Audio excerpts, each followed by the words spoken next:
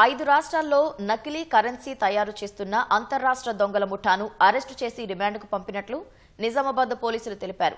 హర్యానా, రాజస్థాన్, ఉత్తరప్రదేశ్, బీహార్, పశ్చిమ బెంగాల్, మహారాష్ట్రకు చెందిన 12 మందిలో 8 మందిని అరెస్టు చేసి రిమాండ్కు తరలించనున్నట్లు వెల్లడించారు.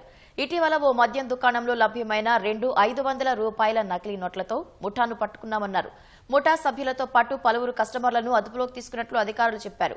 పరారీలో ఉన్న మిగతా వారిని త్వరలోనే పట్టుకుంటామని పేర్కొన్నారు. నిందితుల నుంచి 3,08,000 కారు, 9 ఫోన్లు, నకిలీ కరెన్సీ ముద్రణకు ఉపయోగించే సామాగ్రి స్వాధీనం చేసుకున్నట్లు నిజామాబాద్ ఎస్పీ రాజేష్ చంద్ర వెల్లడించారు. ఫేక్ కరెన్సీ అనేది పోస్టల్ అండ్ కొరియర్ ద్వారా వివిధ రాష్ట్రాలకి కస్టమర్స్కి వెళ్తున్నట్టుగా మాకు తెలిసింది.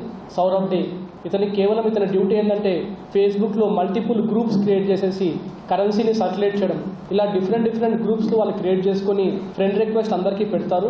ఇంట్రెస్టెడ్ వాళ్ళు ఎవరన్నా వాళ్ళ కాంటాక్ట్ చేస్తే ₹1,00,000 ఫోన్పే చేయించుకొని 2 లక్షల ఫేక్ కరెన్సీ ఇతను డిటిడిసి కొరియర్ ద్వారా లేదా ఇతర కొరియర్ ద్వారా పంపడం జరుగుతుంది. ఇతనికి 2 చోట్ల నుంచి ఇతనికి వస్తూ ఉంది ఈ ఫేక్ కరెన్సీ. కోల్కతాలోనే పండిత్ అనే వ్యక్తి దగ్గర నుంచి, ఇంకోటి గ్వాలియర్ దగ్గర నుంచి వస్తున్నట్టు తెలిసింది.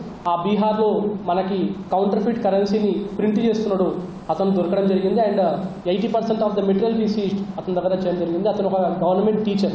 అతను ఈ కాంపోజిషన్స్ తోటి ఈ ఫేక్ కరెన్సీని ఎగ్జాక్ట్గా ఆల్మోస్ట్ 90% మ్యాచ్ అయ్యే విధంగా ప్రింటింగ్ చేయడం జరుగుతూ ఉంది. వీళ్ళందరూ కూడా డిఫరెంట్ స్టేట్లలో ఉండి ఒక నెట్వర్క్ లాగా ఏర్పడి ఇది సర్క్యులేట్ చేయడం జరిగింది.